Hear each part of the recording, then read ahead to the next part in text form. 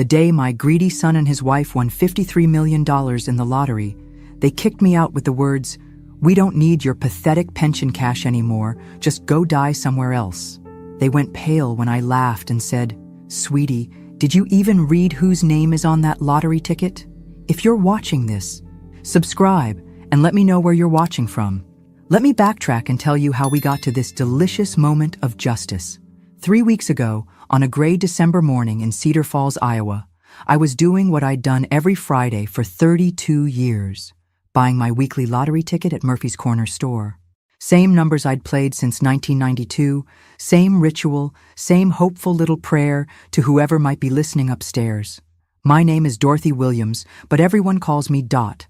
I'm 67, widowed 2 years now, and living in what my daughter-in-law Ashley likes to call our guest room, though guests usually aren't expected to hand over their entire Social Security check as rent. "Morning, Mrs. Williams," called Jimmy Murphy from behind the counter. At 25, he still remembered when I used to bring my son Marcus in for penny candy. "The usual?" "You bet." I handed him my $5, watching as he printed my ticket. Those numbers, 7, 14, 23, 31, 45 with Powerball 18, they meant something. 7 for the day I married Harold. 14 for the day Marcus was born. 23 for our wedding anniversary. 31 for the house number where we raised our family. 45 for the years we had together. 18 for Marcus's age when he graduated high school, so proud and full of promise. Back then, I never imagined those numbers would become my weapon of mass destruction. "Cross your fingers for me, Jimmy," I said, tucking the ticket into my purse. "Always do, Mrs. Williams.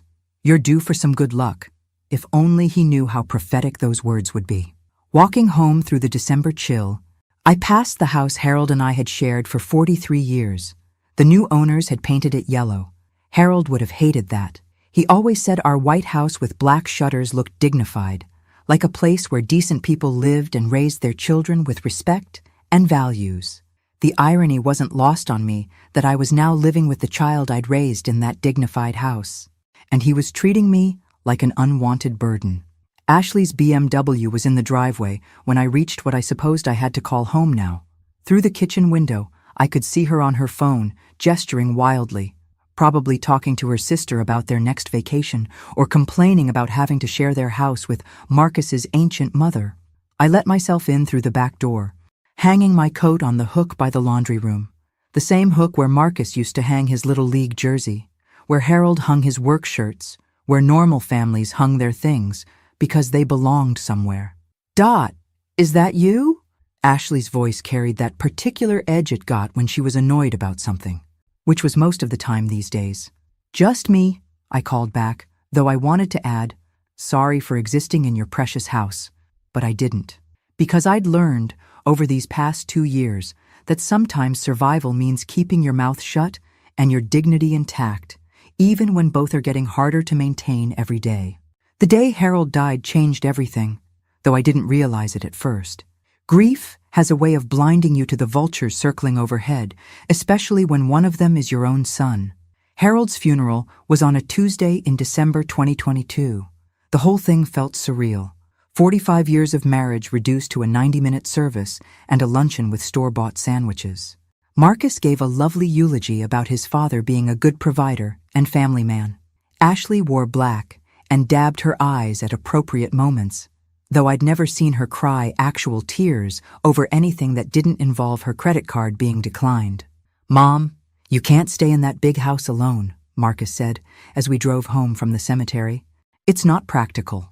I was staring out the window at the frozen farmland, thinking about how Harold and I used to drive this same route when we were courting.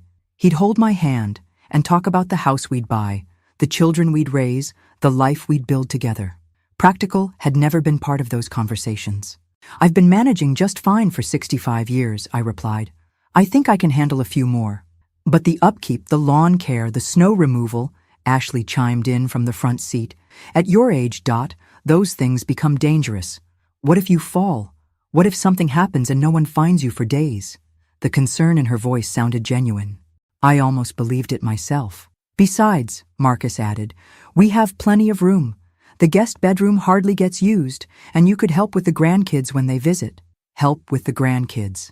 That should have been my first clue.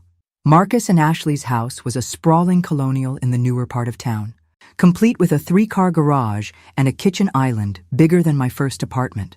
They'd bought it 5 years earlier, stretching their budget to what Ashley called the absolute limit, and what I privately thought was beyond their means. But what did I know? I was just a widow with a paid-off house and 45 years of savings Harold had carefully tucked away. The guest room was nice enough. Pale yellow walls, white furniture, a view of their perfectly manicured backyard. "It'll be like a comfortable hotel," Ashley said, plumping the pillows on the queen-sized bed. "Your own space, but with family nearby." The first month was actually pleasant. I cooked dinner most nights, did the housework without being asked, and kept to myself in my room when Marcus and Ashley needed privacy. They seemed grateful for the help, though I noticed they never offered to pay for groceries or utilities, despite my Social Security check going toward what Ashley euphemistically called household expenses.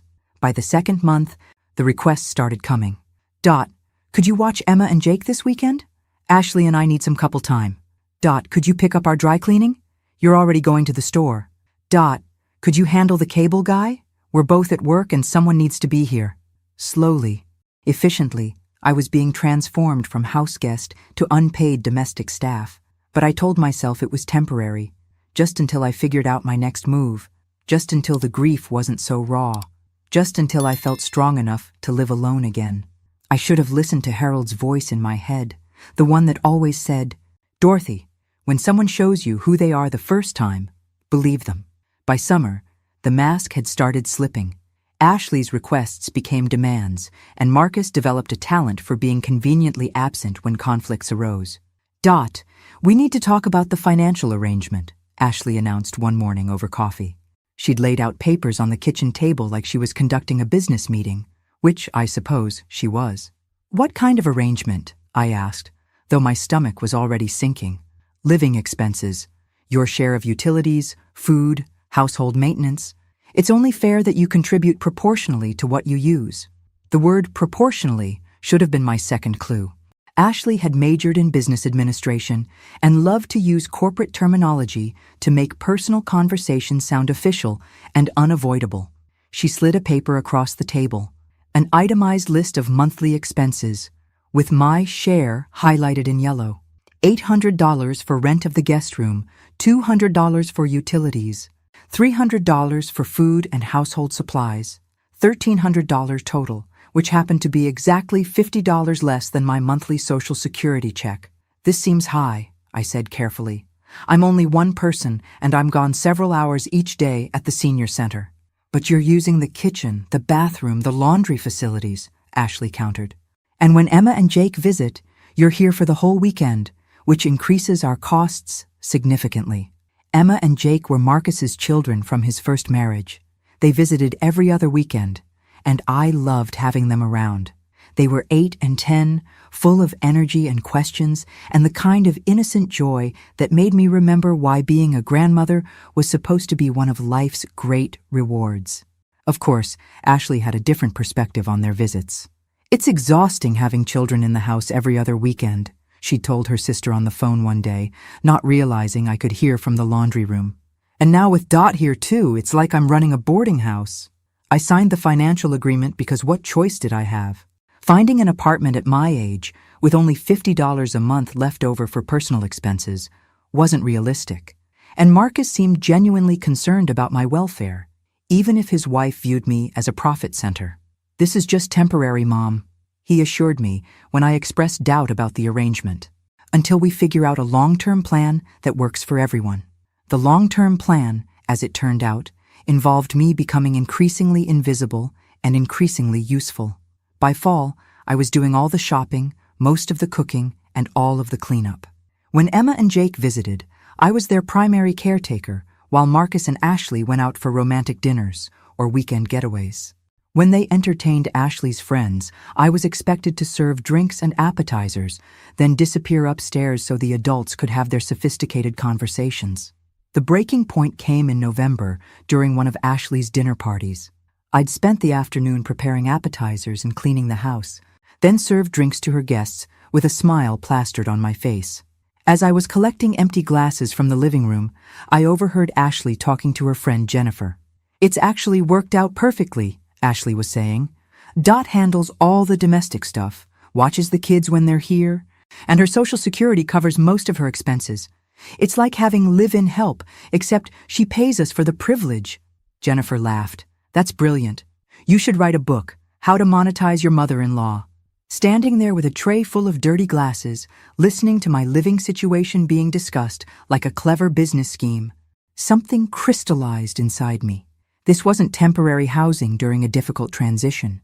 This wasn't family helping family through tough times. This was exploitation, pure and simple.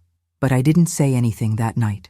I just carried the glasses to the kitchen, loaded the dishwasher, and went upstairs to my room. After all, I still had my weekly lottery ticket to look forward to. And sometimes, if you wait long enough, the universe has a way of evening the score.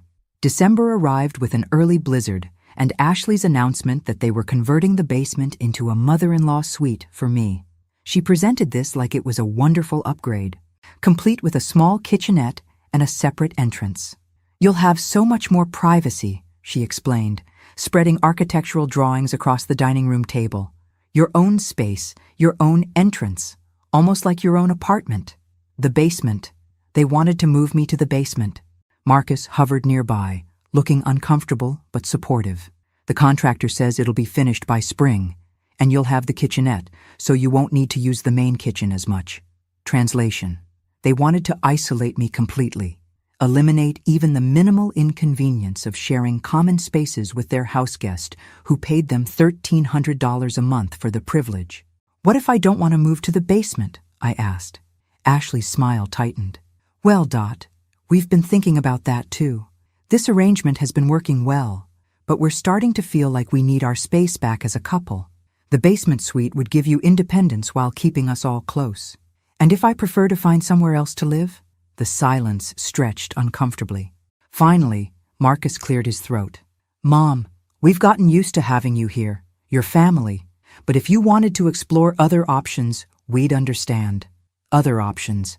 At my age, with $50 a month in discretionary income, my other options were limited to subsidized senior housing with a 2-year waiting list or a studio apartment in the dodgiest part of town. They had me trapped, and they knew it. That Friday, I walked to Murphy's Corner store with more determination than usual. The snow was falling steadily, coating the sidewalks with a slippery layer of ice that made each step treacherous. But I was beyond caring about treacherous. My whole life had become treacherous. "Rough weather for walking, Mrs. Williams," Jimmy called as I stomped snow off my boots. "I've walked through worse," I replied, pulling my $5 from my purse. Same numbers as always. As Jimmy printed my ticket, I found myself thinking about those numbers differently. 7 for the day I married Harold, back when I was young and believed in happy endings. 14 for the day Marcus was born, when I thought I was raising a man who would respect and protect his family. 23 for our wedding anniversary, celebrating decades of partnership and mutual support. Maybe it was time for those numbers to represent something new. I tucked the ticket into my wallet, right behind Harold's old driver's license that I couldn't bring myself to throw away. "Cross your fingers for me, Jimmy," I said, same as always. "Always do, Mrs. Williams. This could be your week." Walking home through the snow, I passed a group of teenagers sledding down the hill behind the elementary school. Their laughter echoed across the frozen landscape, pure joy without any undercurrent of calculation or manipulation. I remembered Marcus at that age, how he'd spend hours building snow forts and refuse to come inside even when his clothes were soaked through and his lips were blue with cold. Where had that boy gone? When had he become someone who could look his mother in the eye and explain why moving her to the basement was really for her own good? Back at the house, Ashley was in the kitchen, on the phone with the contractor. "Yes, we need the cheapest options for everything," she was saying. "It doesn't need to be fancy. It's just for one elderly person. Just for one elderly person. That's what I'd become in my son's house. Not Dorothy Williams, who'd raised 2 children and buried 1 husband and survived 67 years of joys and sorrows and everything in between. Just one elderly person, to be managed as efficiently and inexpensively as possible. I went upstairs to my room, while I still had an upstairs room, and sat by the window, watching the snow fall. In my purse, my lottery ticket waited patiently, carrying those familiar numbers that had never let me down, even when everyone else had. Sometimes the universe takes its time preparing justice, but when it arrives completely. The winning numbers were announced Friday night at 10:59 p.m. on Channel 7. I was in bed, reading a library book about a woman who inherited a mysterious house when the lottery segment came on during the late news. Tonight's Powerball jackpot was $53 million, the perky blonde anchor announced. The winning numbers are 7, 14, 23, 31, 45, and Powerball 18. For a moment, my brain refused to process what I'd heard. Those were my numbers. My exact numbers. The ones I'd been playing faithfully for 32 years. I fumbled for the remote, rewinding the DVR to hear the announcement again. 7, 14, 23, 31, 45, and Powerball 18. My hands were shaking as I reached for my purse, pulling out the lottery ticket with fingers that suddenly felt arthritic and clumsy. There they were, printed in black and white. 7 to 14 to 23, 31, 45. PB 18, $53 million. I sat there staring at the ticket, waiting for the reality to sink in. After 32 years of hope and $5 investments, I had finally won. Not just won, I had won big. My first instinct was to run downstairs and tell Marcus and Ashley, share the incredible news with family, celebrate this life-changing moment together. Then I remembered where I was sitting, and why, and how I'd gotten there. In their house, paying them $1,300 a month rent while serving as unpaid domestic help and child care, scheduled to be moved to the basement in the spring, because my presence in their lives had become inconvenient. Maybe I should keep this information to myself for a little while, just until I figured out what winning $53 million meant for my future. I slipped the ticket back into my wallet and turned off the TV. Sleep was impossible, but I lay in the dark for hours thinking. By dawn, I had the beginnings of a plan. Saturday morning arrived with typical chaos. Emma and Jake were visiting for the weekend, which meant Ashley would disappear to get her nails done, while I supervised breakfast, entertainment, and general child management. "Morning, Dot," Ashley said, already dressed in her workout clothes. "I'm heading to yoga." Then the salon. "Can you handle the kids?" "Of course," I replied, same as always. Marcus was in his office, catching up on work emails before his golf game. The children were in the living room, still in their pajamas, arguing about what to watch on TV. It was during this perfectly ordinary Saturday morning chaos that Ashley decided to tidy up the kitchen, which included emptying my purse to look for the grocery store coupons I'd clipped earlier in the week. "Dot, where did you put those cereal coupons?" she called, rifling through my belongings. "They should be in the side pocket," I called back, focused on mediating the TV remote dispute between Emma and Jake. "Found them! And oh my goodness, what is this?" Something in Ashley's voice made me look up. She was standing by the kitchen counter, holding my lottery ticket, her face pale with shock. Did you buy a lottery ticket?" My stomach dropped, but I kept my expression neutral. "I buy one every week." "Same numbers for 32 years. Ashley was staring at the ticket like it was radioactive. "Dot, do you know what the winning numbers were last night?" Before I could answer, she was grabbing her phone, frantically Googling. Oh my God, Marcus!" Her shriek brought Marcus running from his office. Golf shirt half-buttoned, hair still messy from sleep. "What's wrong? Is someone hurt?" "The lottery ticket." Ashley thrust the ticket at him with trembling hands. "Look at the numbers. Look at last night's drawing." Marcus took the ticket, frowning as he read the numbers. His frown deepened as Ashley showed him her phone screen with the winning combination. The silence in the kitchen stretched like taffy, broken only by Emma asking if anyone was going to make pancakes. Finally, Marcus looked up at me, his expression unreadable. "Mom, do you realize what this means?" I realized exactly what it meant. The only question was whether they did. The next hour was pure chaos, and I watched it all unfold from my seat at the kitchen table like I was viewing someone else's life through a window. Ashley was pacing the kitchen, phone pressed to her ear, talking to what sounded like every person in her contact list. 53 million. Yes, million. We won the lottery. We won. That was interesting. Marcus had taken the ticket from Ashley and was examining it like a forensic expert, comparing the numbers on his phone screen over and over. "This is real," he kept muttering. "This is actually real."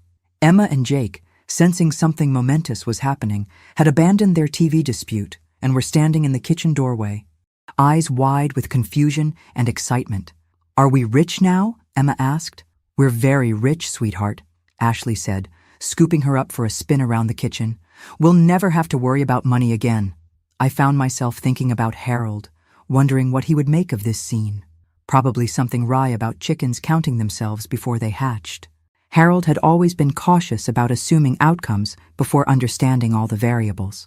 "Mom," Marcus said, still clutching the ticket, "we need to call a lawyer, and a financial advisor, and probably an accountant.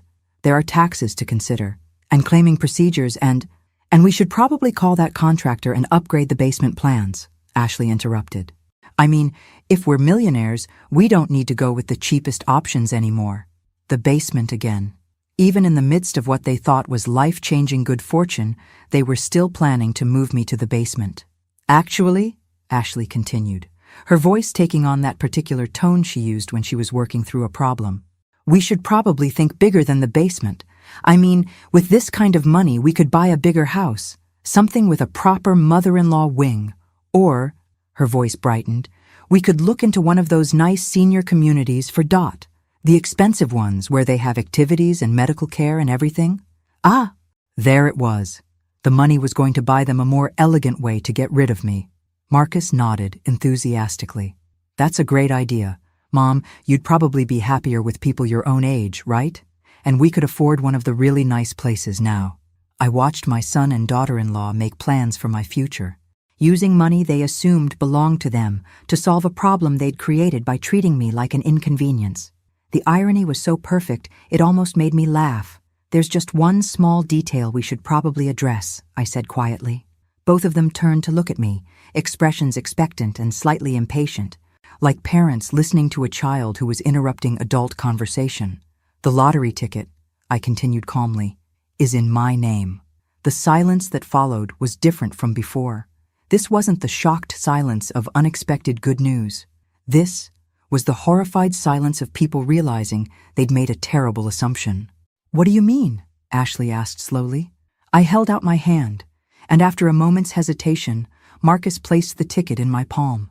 "I mean," I said, looking down at the familiar numbers that had just transformed from hope into power, "that I bought this ticket with my money, from my purse, using the numbers I've played for 32 years. Which makes it mine." Ashley's face went through several fascinating color changes. But you live here.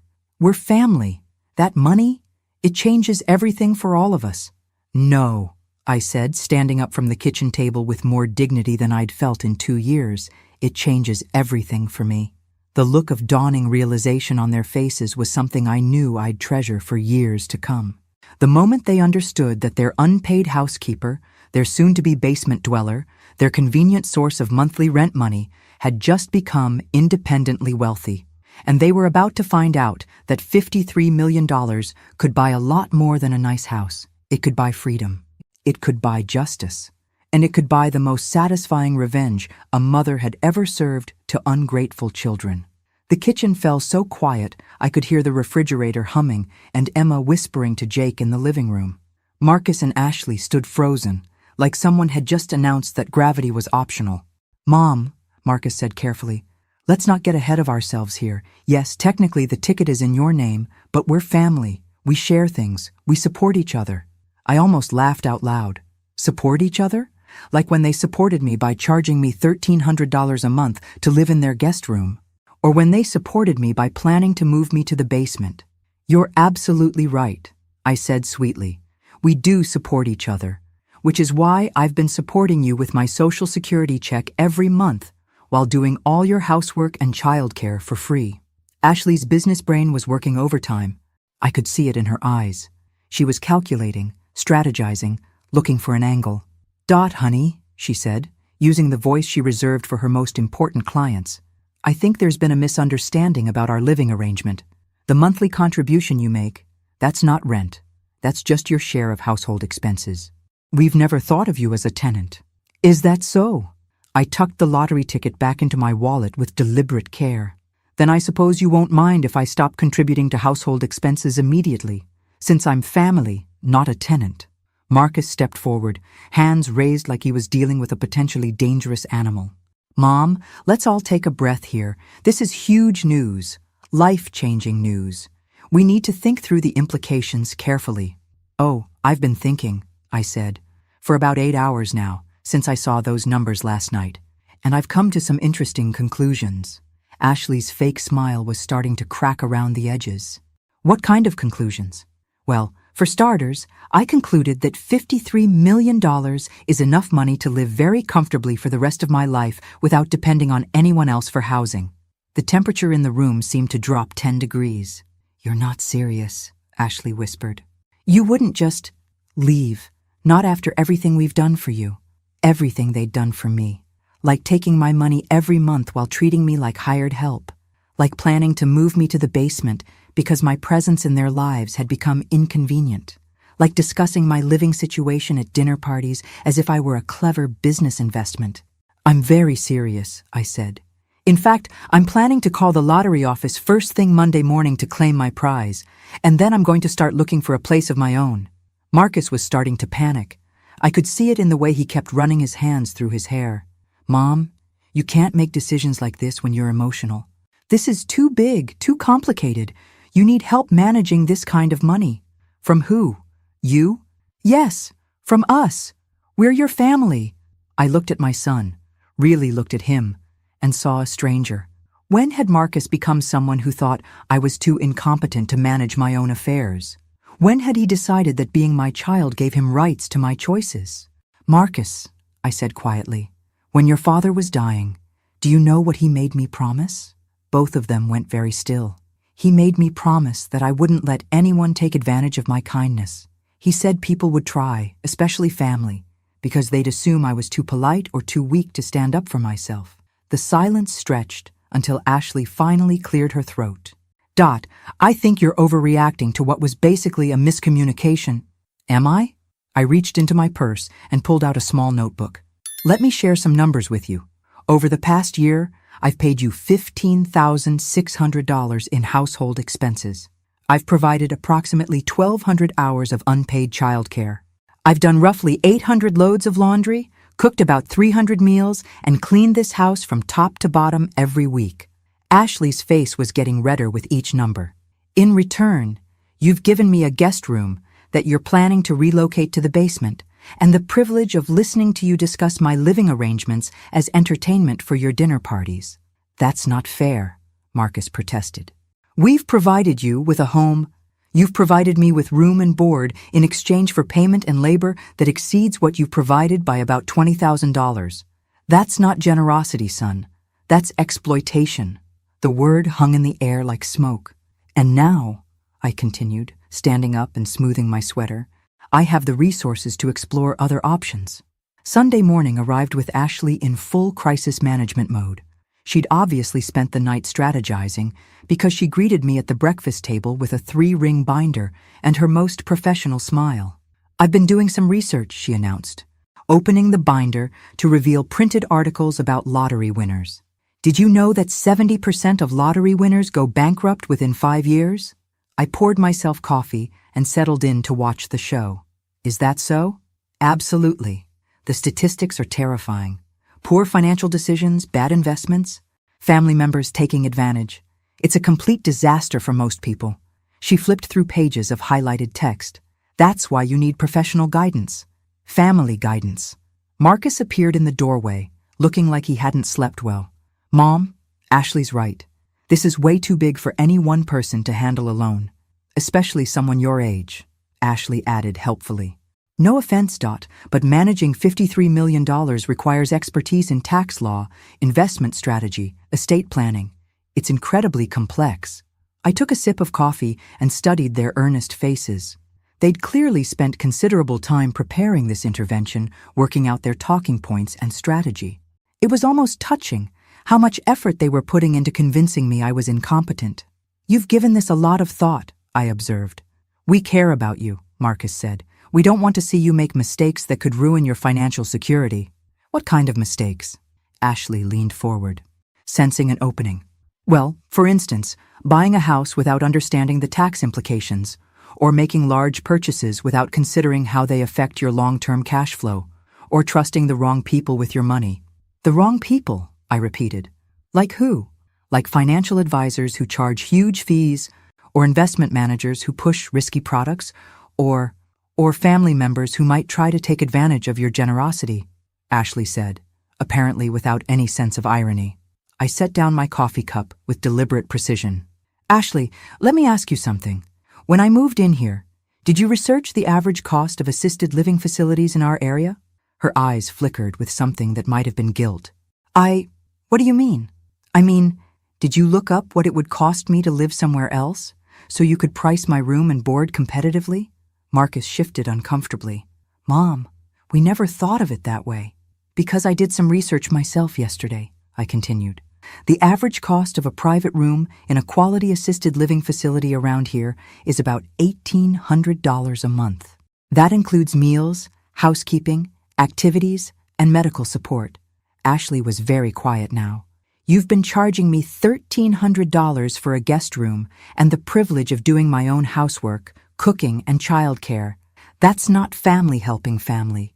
That's a business arrangement, and not even a fair one. It's not about money, Marcus said desperately. It's about family, about staying together. Is it? Then why were you planning to move me to the basement? Neither of them had an answer for that. I closed Ashley's binder and slid it back across the table. I appreciate your concern about lottery winners going bankrupt, but I think you're worried about the wrong person making poor financial decisions. Ashley's professional composure was starting to crack. What's that supposed to mean? It means that in the past year, I've been subsidizing your lifestyle to the tune of about $20,000. Meanwhile, you've been planning home renovations, taking vacations, and buying new furniture while charging your elderly mother-in-law market-rate rent for substandard accommodations.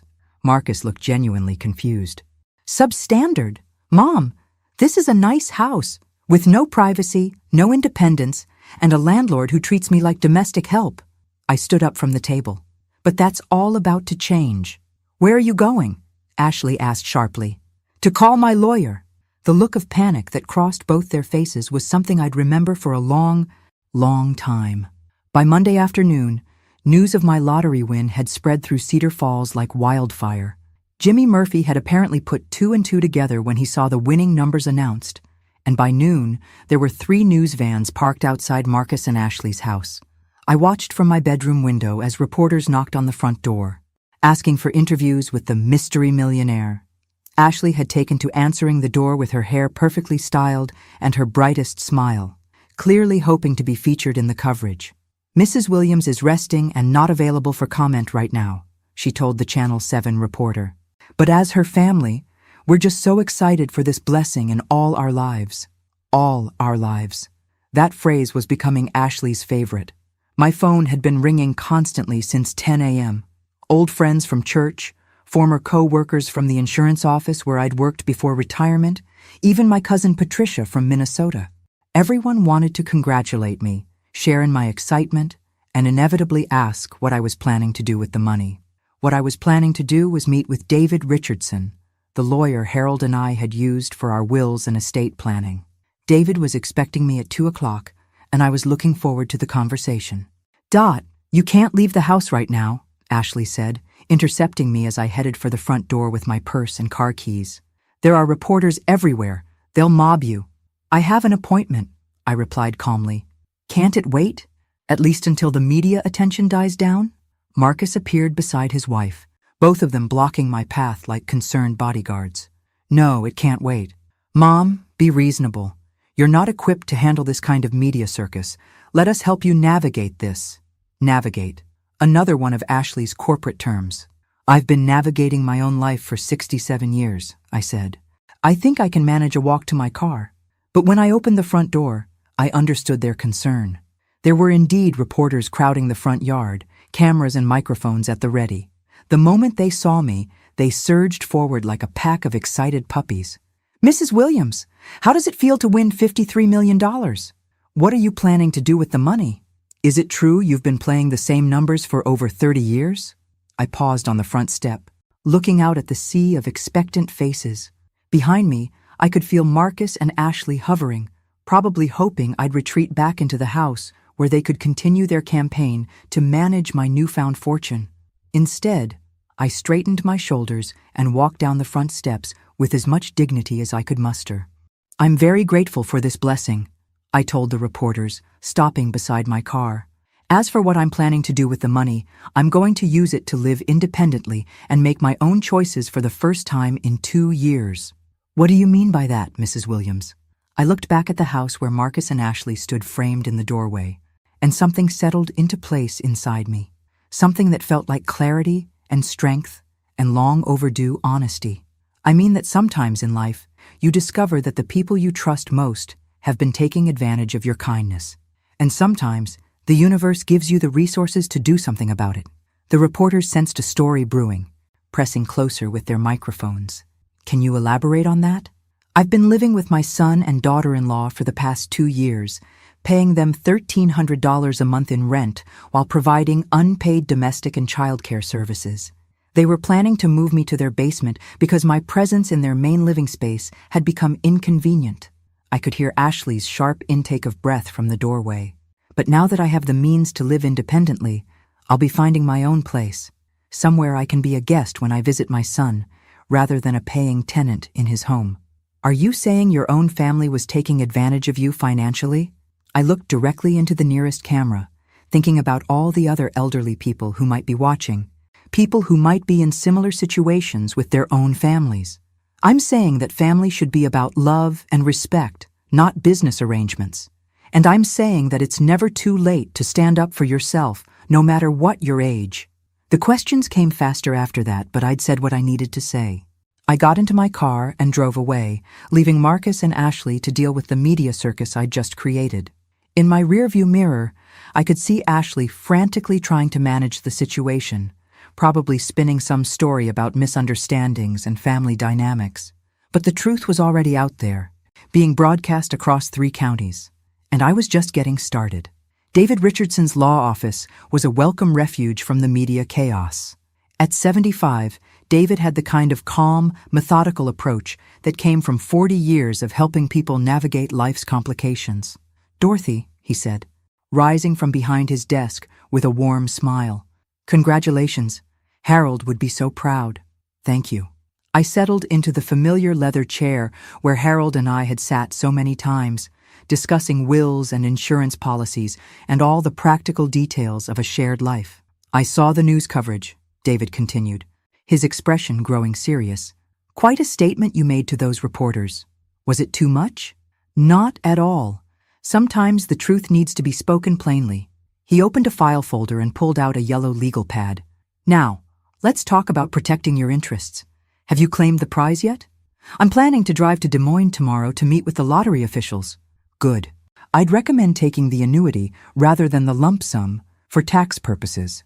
And we'll need to set up some trusts, maybe a charitable foundation if you're interested in philanthropy." We spent the next hour discussing financial strategies, tax implications, and estate planning. David explained everything in terms I could understand, never once suggesting that the decisions were too complex for me to comprehend. It was while we were discussing living arrangements that David dropped his own bombshell. "Dorothy, there's something I need to tell you. Something Harold made me promise to keep confidential unless specific circumstances arose." My stomach tightened. "What kind of circumstances?" "If your family ever tried to take advantage of you financially." David opened another file, this one thick with documents.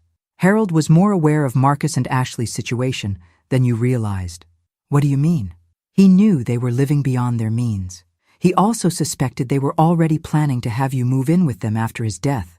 Not out of love, but out of financial necessity." The room seemed to tilt sideways. "Harold knew. He hired a private investigator to look into their finances about 6 months before he died. He was worried about what would happen to you." David pulled out a folder of documents. "Marcus and Ashley are in significant debt. Dorothy, credit cards, car loans, their mortgage is underwater. They've been living on borrowed money for years." I stared at the papers, seeing columns of numbers that painted a picture of financial recklessness and desperation. Harold wanted you to have this information if you ever needed it to protect yourself, David continued. He also wanted you to know about the insurance policy. What insurance policy? David smiled sadly. The one he took out specifically to ensure you'd have resources if Marcus and Ashley became a problem. $500,000, paid directly to a trust account in your name. It's been sitting there earning interest for 2 years, waiting for you to need it. $500,000. Harold had been protecting me from beyond the grave. He knew, I whispered. He knew this would happen. He loved you enough to prepare for it. David closed the file gently. The question now is what you want to do with this information. I thought about Marcus, standing in the doorway that morning, blocking my path while insisting he only wanted to help me. I thought about Ashley, with her binders full of statistics about lottery winners going bankrupt, positioning herself as my savior while she'd been bleeding me dry for 2 years. I thought about Harold, who'd spent his final months not just fighting cancer, but fighting to protect me from our own son. David, I said finally, I want to have a family meeting. Tonight. I want Marcus and Ashley to understand exactly what their financial situation looks like and exactly how much their mother-in-law knows about it. Are you sure? Once you reveal this information, there's no going back. I stood up from the leather chair, feeling stronger and more determined than I had in years. David, I've spent 2 years being treated like a convenient source of income by people who were supposed to love me. My husband saw this coming and tried to protect me. I think it's time Marcus and Ashley learned what happens when you underestimate a Williams woman. The look of admiration in David's eyes told me everything I needed to know. Harold would indeed be proud. The family meeting was scheduled for 7 p.m.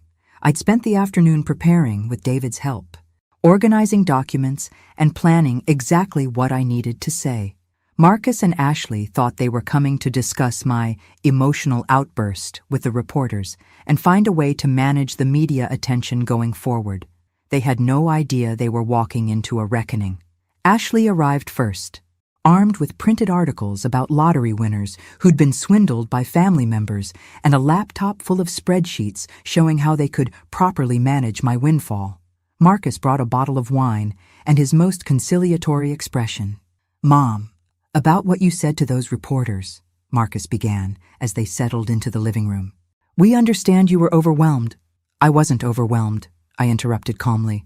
I was finally telling the truth. Ashley opened her laptop with practiced efficiency. We've prepared a comprehensive financial plan that addresses all your concerns while ensuring your long-term security. Before we discuss my financial security, I said, reaching for the folder David had given me, I think we should discuss yours. I placed the first document on the coffee table between us. Marcus glanced down at it, and the color drained from his face. What is this? Ashley asked, though her voice suggested she already knew. It's a complete financial profile of your household, compiled by a private investigator your father hired before he died. I watched both of them go very, very still. He was worried about what would happen to me after his death, so he did some research into your circumstances.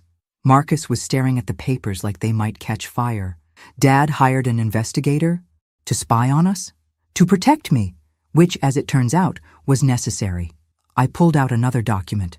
You owe $47,000 in credit card debt across 6 different cards.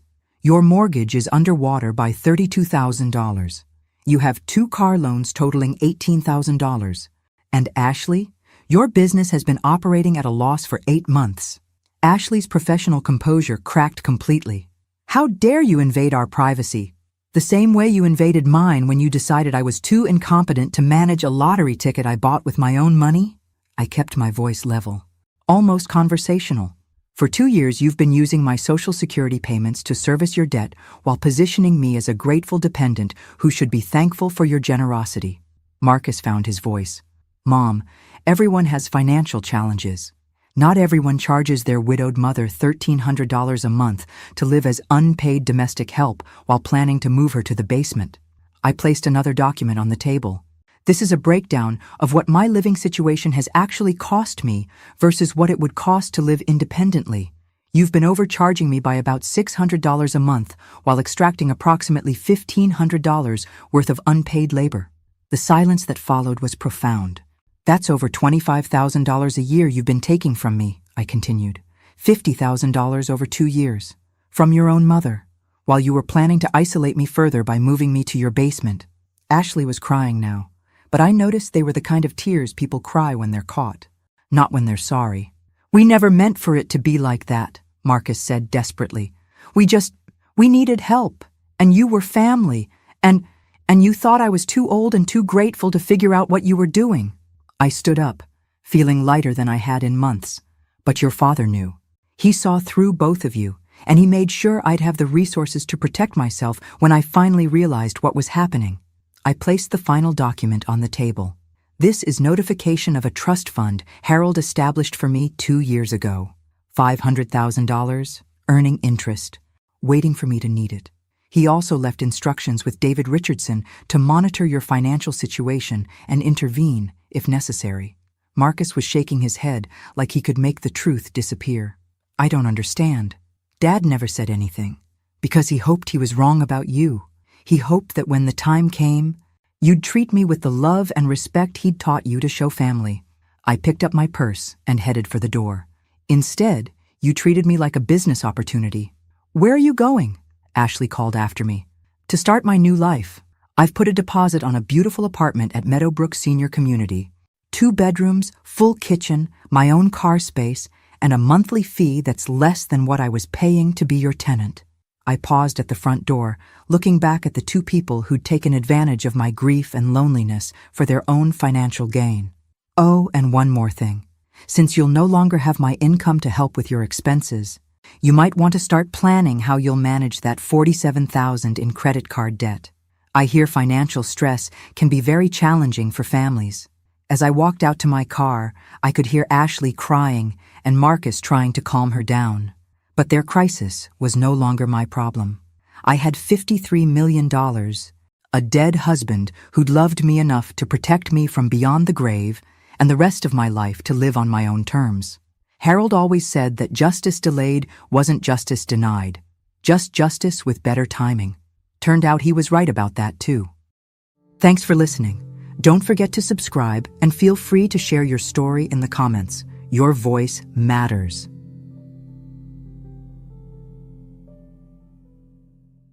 Did you enjoy my story? What a journey it has been. I truly wonder, what would you have done if you were in my shoes? Would you have chosen silence to keep the peace, or would you have done what I did to reclaim your dignity? Let's meet in the comments below. I'm so curious to hear your thoughts. I'm reading every single one. Which city are you listening from tonight? If my story resonated with you, you can support me and help me bring more stories like this to the world by sending a super thanks. Your sweet support means the world to me and allows me to continue this journey with all of you. On the screen now, you can see 2 new life stories that I highly recommend you watch next. There are so many more on my channel, each with its own lessons and triumphs. Don't forget to subscribe and click the notification bell so you never miss a new chapter. Thank you for being here with me. Until the next story, with love and respect.